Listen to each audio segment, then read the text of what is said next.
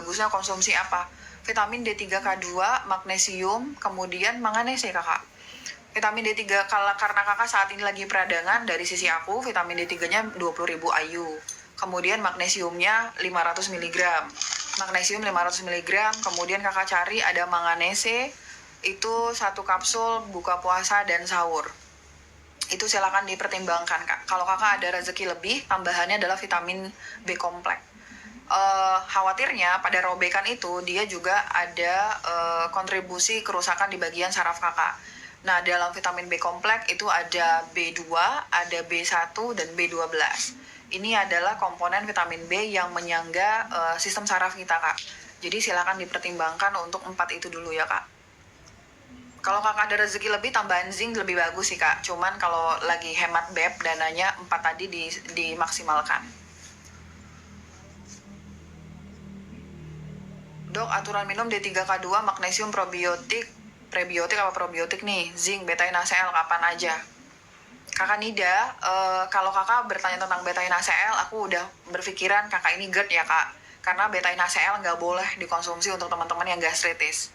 Ya kak, kalau beta NaCl nggak boleh dikonsumsi untuk teman-teman yang gastritis. Jadi kalau kakak perutnya lagi nyeri, ulu hatinya perih, tersayat, terbakar, panas, nggak boleh konsumsi beta NaCl. Tapi kalau kakak menunjukkan tanda-tanda GERD, dadanya berat, mengganjal, kebakar, ada kayak lendir yang gantung-gantung gitu ya kak, nafas nggak lega, silahkan. Kembung, begah, susah BAB, silahkan konsumsi beta NaCl. Nah, beta NaCl kakak Nida, kakak konsumsi ini dalam rangka bulan puasa ya, aku jelasinnya ya. Untuk beta NaCl kakak konsumsi sebelum makan, sebelum buka dan sebelum sahur. Setengah jam, durasi minimal setengah jam ya kak. Kakak buka puasa atau segera setelah itu juga nggak apa-apa. Sebenarnya tidak ada ketentuan khusus, cuman dari kenyamanan pasien aja. Aku bebasin ke kakak, yang penting kakak nyaman aja. Pokoknya dia konsumsi sebelum makan ya, sebelum sahur dan buka kakak konsumsi beta NaCl. Sebenarnya seharusnya segera setelah makan kakak konsumsi probiotik, seharusnya. Tapi karena kakak habis konsumsi beta NaCl dan setelah makan kakak konsumsi probiotik, itu nggak bisa. Ingat ya teman-teman, probiotik tidak boleh dibarengin atau waktunya berdekatan dengan konsumsi beta NaCl dan cuka apel. Nggak boleh, karena probiotiknya bisa rusak. Karena kakak udah konsumsi beta NaCl sebelum makan, jadi probiotiknya kakak taruh di sebelum tidur aja. Jadi bukan pas buka puasa kak, tapi sebelum tidur. Kemudian D3K2-nya kakak taruh sesudah sahur, magnesiumnya sebelum tidur bareng dengan probiotik boleh, zinc itu sesudah makan buka puasa. Itu ya kak. GERD udah sembuh, tapi jadi kram perut nggak sering sih tapi 1 hari itu bisa 2-3 kali kram perut gimana? Kakak udah konsumsi probiotik, vitamin D3, magnesium udah belum? Kalau misalnya belum, konsumsi itu dulu ya. Probiotik, vitamin D3K2, magnesium. Kalau kram perutnya disertai dengan kembung, begah, kakak udah mulai ada rasa ngeganjel, konsumsinya beta NaCl. Tapi ingat, lagi-lagi beta NaCl nggak boleh dikonsumsi waktu perutnya perih. Magnesium untuk memperkuat esofagus pakainya magnesium glycinate. Kakak di atas 60 kilo pakainya magnesium dari Deal. Kalau kakak di bawah 60 kilo pakainya dari glycinate atau Dr. Best. Dok, setelah BAB merasa seperti belum tuntas tapi teksturnya tidak berbentuk seperti ampas, apa termasuk sembelit? Sembelit itu kakak sulit BAB berhari-hari, itu namanya sembelit ya kak. Itu bukan termasuk sembelit aku rasa ya kak ya. Kakak rajin-rajin konsumsi probiotik ya kak. Pengen probiotik dan magnesium untuk GERD, gastritis, tenggorokan, LPR nggak hilang-hilang. Ini agak susah ya kak, karena kakak ada GERD dan gastritis. Saat ini aku probiotiknya nggak ready ya kak. Aku cuman probiotik yang untuk teman GERD aja. Ini pakai yang dari Future Biotic, yang gastritis nggak ada, lagi kosong kakak, mohon maaf. Teman-teman, kalau kalian mengalami seperti kakak Haikal ini memiliki GERD dan gastritis secara bersamaan. GERD dan gastritis secara bersamaan. Aku selalu mengingatkan teman-teman ya, kalau kalian saat ini mengalami GERD dan gastritis secara bersamaan, yaitu kalau secara keluhan klinis nih, kalian ngerasa, aduh dom, perutnya perih banget dom, gitu. Tapi saya juga ada dadanya itu tuh berat, saya juga ada mengganjal, berarti kemungkinan kakak mengalami gastritis dan GERD secara bersamaan. Kalau GERD dan gastritis secara bersamaan, berarti yang kakak utamakan dulu adalah pengobatan gastritisnya kakak ya. Punten ya, walaupun aku paham banget kakak nggak tahan banget sama GERD kakak nggak tahan sama LPR kakak, tapi kita nggak bisa ngobatin itu dulu kak. Yang diobatin itu adalah gastritisnya dulu. Cara membedakan GERD dan gastritis secara ideal itu dengan cara endoskopi. Tapi untuk teman-teman yang belum memiliki akses endoskopi, entah itu terkait dana, terkait BPJS, terkait dokternya nggak ada di daerah kalian gitu ya, ada cara tips sederhana, murah, meriah, tapi sedikit berbahaya untuk menentukan kalian gastritis atau GERD. Dengan cara pakai apa dong? Cuka apel. Kalau kalian tuh udah bingung, mentok banget, kakak bingung, endoskopi nggak bisa gitu ya, kakak konsumsinya adalah cuka apel. Kalau abis minum cuka apel, kakak tester 1 sendok makan dicampur segelas air, kakak perutnya jadi perih, itu berarti kakak positif gastritis. Nggak usah endoskopi, udah pasti positif gastritis. Tapi kalau misalnya kakak itu setelah konsumsi cuka apel, kakak menjadi kayak agak lega, atau kalau baru satu kali konsumsi nggak ada perut perih, saya kayak nggak ada apa-apa sih dom, tapi ya nggak perih juga, itu kemungkinan kakak GERD. Atau kakak jadi lega, itu kemungkinan kakak GERD. Kalau kakak saat ini kesulitan untuk membedakannya, nggak tahu kakak nggak ada akses endoskopi, kakak bisa pakai cara cuka apel, murah, meriah, mudah, tapi berbahaya. Kenapa berbahaya dom? Kalau panas dok, bukan. Kenapa berbahaya dom? Karena kalau kalian itu gastritis minum cuka apel kan perih, kan berbahaya, nanti bisa tambah peradangan gitu. Jadi aku kembalikan lagi ke kakak, aku hanya menyampaikan, ini dipertimbangkan ya kak, kalau kakak khawatir jangan coba. Pakailah endoskopi untuk diagnosis, penegakan diagnosisnya gitu ya kak. Jadi aku Bronson nggak punya kak, karena aku bingung Bronson itu mana sih official store-nya, jadi aku nggak ngambil Bronson. Banyak banget soalnya Bronson itu. Kalau panas dok perutnya, nah panas itu bisa berarti gastritis, karena kalau GERD itu nggak panas. GERD itu kerasa itu lebih kayak mengganjal, kayak ada yang nyekek-nyekek, tapi mencekik ya, nyekek-nyekek, mencekik di daerah kerongkongan atas. Tapi kalau GERD itu perutnya aman kak. Iya dok, saya nggak bisa minum cuka apel, perih banget, berarti kakak Iva gastritis. Kalau kakak Iva gastritis, berarti kakak lakukan adalah paket gastritis. Untuk teman-teman yang gastritis, aku tidak bisa menjamin kalian bisa sehat dengan ini. Tapi kalau mau coba silahkan. Kalian bisa mempertimbangkan Gastro Comfort. Gastro Comfort itu dom ulu hati nggak begah lagi, cuma lendir di tenggorokan, nggak hilang-hilang apa tiap habis makan minum suplemen apa. Itu beta-NaCl kak, itu LPR kak. Untuk teman-teman yang perutnya perih, nyeri ulu hati, panas, kebakar, tersayat-sayat selama bulan puasa ini, silakan mempertimbangkan Gastro Comfort. Gastro Comfort itu terdiri dari zinc carnosine, kemudian masticdam, slippery elm. Ini aku secara teori fungsional, ini bagus banget untuk menanggulangi peradangan lambung. Tapi harap diingat, di dalam Gastro Comfort ini ada zinc carnosine, yang zinc memang spesifik jenis zinc yang memang bagus untuk masalah pencernaan. Cuman tidak semua orang cocok sama zinc ya kak. Nggak semua orang cocok sama zinc. Ada teman-teman yang nggak bisa konsumsi zinc, walaupun zinc itu bagus, tapi ada teman-teman yang nggak bisa konsumsi zinc. Jadi itu, tapi kejadian yang cocok itu jauh lebih banyak daripada kejadian yang tidak cocok.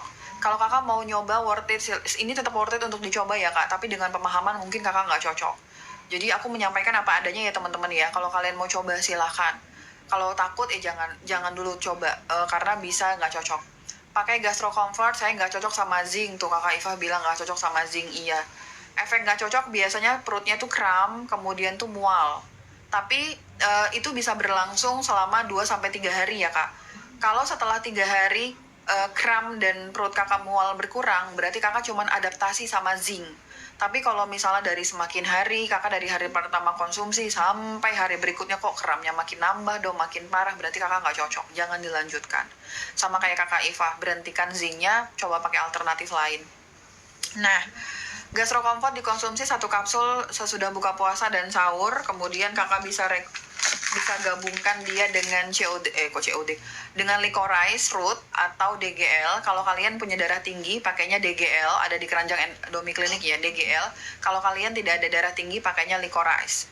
Kemudian kalian bisa konsumsi probiotik 1 kapsul segera setelah buka puasa dan 1 kapsul segera setelah sahur. Kemudian enzim ya kak, aku probiotik gastritis sama enzim semua lagi kosong ya kak, aku sebutkan aja teorinya ya kak. Enzim saat makan, kemudian vitamin D3, K2, dan magnesium.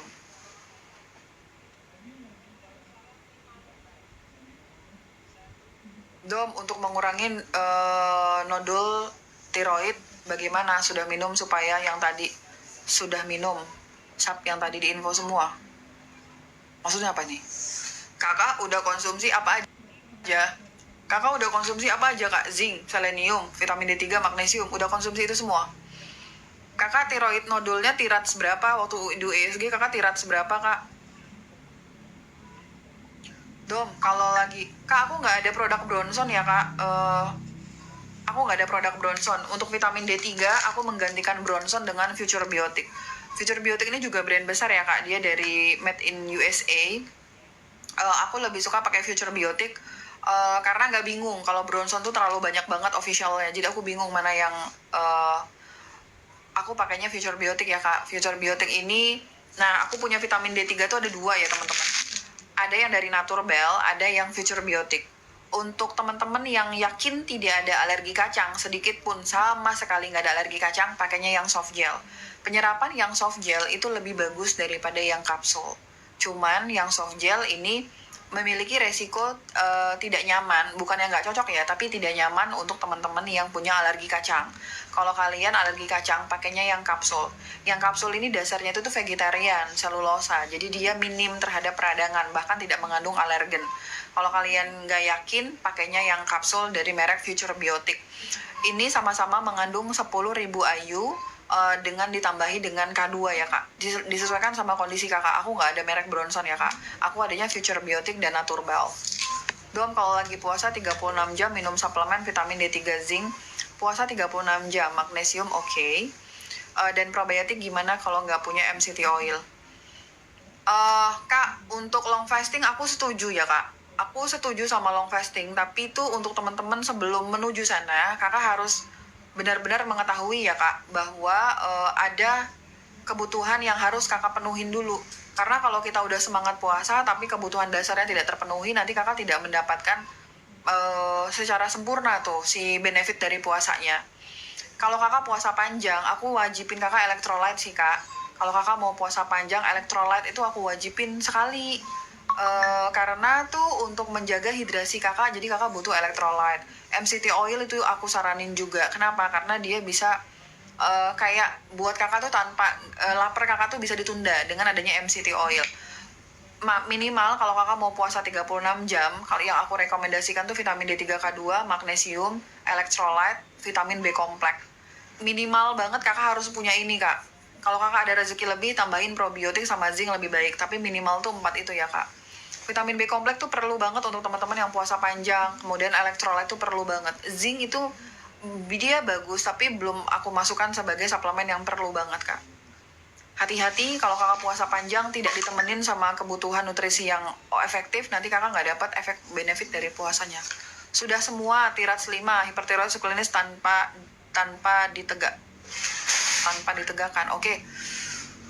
Kakak kalau tirats 5 kakak udah paham ya kak, ini artinya apa ya kak? Semoga kakak dimudahkan sama Allah untuk pengobatannya ya kak. Kalau kakak udah konsumsi vitamin D3, kakak tadi hipertiroid ya kak, kakak udah cek kalsium dalam darah belum? Untuk teman-teman yang hipertiroid atau tahu ya hipertiroid ya, kalau hipertiroid kan ada hiper ada hipotiroid ya. Hipertiroid itu biasa tuh dia berdebar-debar, kemudian tuh keringetan terus, kemudian tuh matanya lebih menonjol gitu. Oke, kalsiumnya normal. Untuk teman-teman yang hipertiroid, hati-hati untuk konsumsi vitamin D3 itu boleh.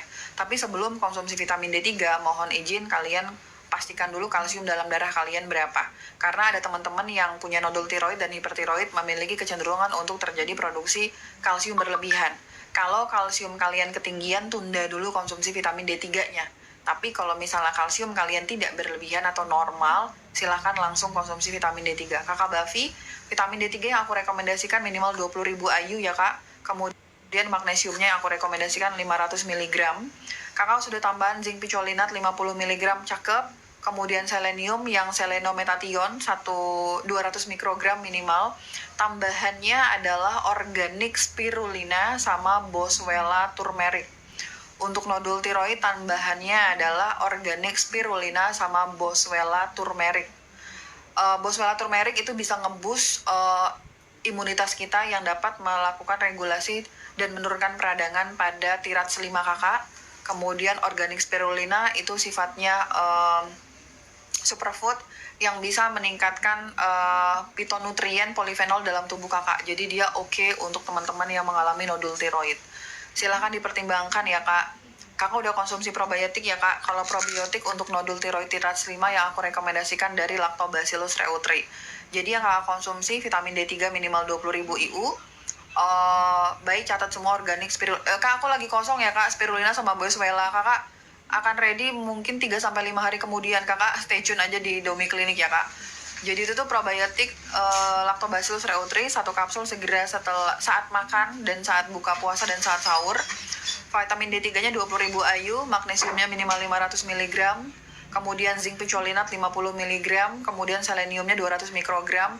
Tambahannya adalah boswellia turmeric 1 kapsul sesudah buka dan sahur, organic spirulina 1 kapsul sesudah buka dan sahur. Dan kemudian kakak minum green tea. Minum green tea ya kak. Sebagus apapun suplemen yang kakak konsumsi, dia akan mental kalau misalnya pola makan kakak nggak oke.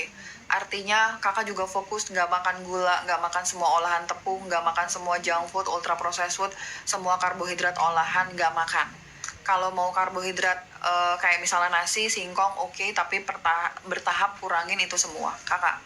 Karena kakak tirats 5 kakak ya, kakak nggak bisa toleransi lagi sama semua karbo dan gula ya kak. Berolahragalah, berintermittent fasting lah. Semoga Allah memudahkan proses kesembuhan kakak. Dom, apakah boleh tiap hari konsumsi liposomal glutathione? Selama uang kakak ada silahkan, karena kan glutathione kan mahal kan kak. Selama budget kakak ada, itu bagus antioksidan. Dok, kenapa? Dok, kalau nyeri panas ulu hati dan sakit di atas pusar, kenapa ya? Gastritis kakak, ini bisa gastritis atau bisa juga tanda-tanda kalau terus-terusan di pusar ya kakak ya. Tanda-tanda ada radang usus itu juga bisa. Iya, pengobatan gastritis kakak ya, pakai Gastro Comfort, Licorice, kemudian probiotik, enzim, vitamin D3K2, magnesium itu bisa kakak pertimbangkan. Dom, aku nggak cocok Gastro Comfort, baiknya konsumsi apa ya gastritisnya? Kakak tidak cocok Gastro Comfort itu boleh disampaikan seperti apa? Tuh, nggak cocoknya gimana? Aku sering sekali menyampaikan ya teman-teman, sama-sama kalau misalnya Gastro Comfort itu bisa dicoba tapi ada kemungkinan tidak cocok. Kita cari tahu dulu gastro, karena kakak ada beberapa nih teman-teman tuh yang baru konsumsi 1-2 hari, saya nggak cocok dong, perut saya nggak enak gitu. Tapi aku nyuruh tetap untuk dilanjutkan. Kenapa untuk dilanjutkan? Karena ada faktor adaptasi. Nah lama-lama pasien itu tuh ngerasa nyaman dan akhirnya cocok sama Gastro Comfort. Kakak yang kakak rasakan itu seperti apa nggak cocoknya? Teh bagus nggak dong untuk lambung? Kalau teh green tea, teh hijau nggak ada gula, bisa dipertimbangkan. Hai Dom, halo kakak. Dom, suplemen untuk suami saya batuk pilek hampir 2 bulan. Periksa TB negatif. Seminggu ini ada konsumsi D3. Nolnya ada berapa itu kakak? 1.000. Oh, kakak Riani Daud. Oke. Kakak konsumsi Gastro Comfort tambah nyeri ulu hatinya. Sebelumnya kakak nyeri ulu hati, kemudian konsumsi Gastro Comfort tambah nyeri ulu hatinya gitu ya kak? Oke, kakak udah bisa menjamin kalau pola makan kakak udah clear banget ya dari makanan-makanan yang bahannya itu tuh mencolok gitu ya kak. Semua makanan-makanan dengan bahan makanan yang mencolok itu udah clear banget ya kak. Semua makanan junk food, ultra processed food, makanan kemasan, minuman kemasan udah clear, kakak yakin ya? Kalau misalnya kakak udah yakin, the only one penyebabnya karena Gastro Comfort, sudah berapa lama kakak konsumsi sampai akhirnya nyeri ulu hati? Aku makan hanya protein dom, oke. Gastro Comfortnya kakak konsumsi nyeri ulu hatinya makin tambah nyeri ya? Tadi aku mau bahas apa tadi ya? Aku lupa mau bahas apa tadi ya. Oh, TB, oke baiklah. Iya bener dom. Kakak, di dalam Gastro Comfort itu ada zinc carnosine. Memang aku akui ada teman-teman yang nggak cocok sama zinc carnosine, tapi ada juga yang adaptasi kak. Kalau misalnya kakak nggak cocok saat ini Gastro Comfortnya, kakak hentikan dulu sementara sampai nyeri ulu hatinya itu tuh hilang, berkurang ya kak ya. Nanti kakak coba konsumsinya 1 kapsul per hari dulu. Sampai 1 kapsul per hari, lihat toleransi tubuh kakak berapa. Apakah masih nyeri ulu hati seperti kakak konsumsi 2 kapsul atau sudah agak berkurang. Kalau misalnya sudah agak berkurang dengan 1 kapsul per hari, kakak latihan dulu di 1 kapsul per hari sampai 5 hari. Setelah 5 hari nyeri ulu hati kakak tambah terus, berarti memang nggak cocok, udah nggak bisa sama sekali konsumsi. Tapi kalau misalnya selama 5 hari memang masih nyeri ulu hati dom, tapi durasinya itu tuh, intensitasnya itu tuh berkurang dom. Kakak lanjutin aja dulu, itu proses adaptasi kakak. Misalnya ya, dari 100 pasien yang aku temui konsumsi Gastro Comfort, yang ngerasa nggak cocok itu kurang dari 10 kakak. Memang adaptasi dulu, jadi aku khawatirnya kakak perlu adaptasi aja nih kak. Jadi bertahan dulu ya kak, adaptasi. Kalau bener-bener mentok nggak cocok ya udah di stop. Yang aku rekomendasikan ke kakak untuk gastritis, ganti jadi mastic gum dan DGL aloe. Kakak ganti jadi mastic gum dan DGL aloe untuk gastritis kakak. Teman-teman yang TBC ya, tadi ada yang bertanya tentang TBC. Kak, kalau di dalam functional medicine itu dosis vitamin D, oke siap dong, sama-sama kakak ya. Semoga membaik ya kak. Kak, apa tadi? Untuk TBC itu merupakan kondisi kekurangan vitamin D3. Kalau cuma 1000 mah kurang banget atuh kakak. 1000 mah kurang banget. Kak, orang sehat walafiat mah 10.000. Jadi kalau kakak yang ada TBC, mohon izin, aku rekomendasikannya minimal kakak di 20.000 IU kakak. Kemudian magnesium, karena kakak konsumsi si vitamin D3 20.000 IU, tentu aja kakak membutuhkan magnesium. Oke? Nah, kemudian kakak membutuhkan zinc quercetin. Untuk teman-teman yang bronkitis, PPOK, asma, alergi, TBC, pakainya zinc yang quercetin. Zinc yang quercetin ya kakak. Nah, tapi zinc quercetin itu ada vitamin C-nya. Untuk teman-teman yang ada gastritis, nggak boleh konsumsi vitamin C. Tapi kalau kalian nggak ada gastritis, silahkan konsumsi vitamin C ya kak. Jadi zinc quercetin 1 hari 3 kali 1 sesudah makan. Vitamin D3 20.000 IU, magnesium minimal 500 mg, zincnya zinc quercetin. Ini dosisnya 3 kapsul per hari. Jadi 1 kapsul sesudah makan, kalau nggak puasa pagi, siang, dan sore. Tapi kalau bulan puasa, buka puasa, sebelum tidur, dan sahur. Itu yang harus kakak konsumsi. Kemudian untuk TBC pasti harus konsumsi probiotik. Probiotiknya yang aku rekomendasikan dari si mana tadi kak? Dari Future Biotic, probiotiknya silakan untuk dikonsumsi. 1 kapsul segera setelah buka puasa dan 1 kapsul segera setelah sahur. Untuk probiotik aku berbeda pendapat ya teman-teman. Aku lebih suka probiotik itu bukan dikonsumsi sebelum makan, tapi segera setelah makan. Sendok terakhir kalian makan, taruh sendoknya, ambil probiotiknya, baru minum air putih. Itu lebih bisa melindungi probiotik ini dari kerusakan karena produksi asam lambung. Aku lebih suka di segera setelah makan. Kemudian kakak yang TBC, punten kakak coba cari namanya NAC regulator. NAC regulator itu dapat digunakan sebagai salah satu komponen yang mendetoksifikasi paru. Kalau kakak ada dana lagi, tambahan silimarin itu lebih gong lagi ya kak untuk detoksifikasi paru. Tapi kalau kakak saat ini lagi hemat budget, kakak bisa tadi vitamin D3K2, magnesium, zinc quercetin, probiotik, dan NAC regulator. Gitu ya kak, semoga menjawab. Dom, zinc quercetin boleh diminum terus-menerus nggak? Kalau dirasa keluhan udah membaik, boleh kakak. Selama kakak nggak ada gastritis, boleh konsumsi. Itu kan khawatirnya cuma vitamin C doang kan. Selama kakak nggak ada gastritis sama boleh.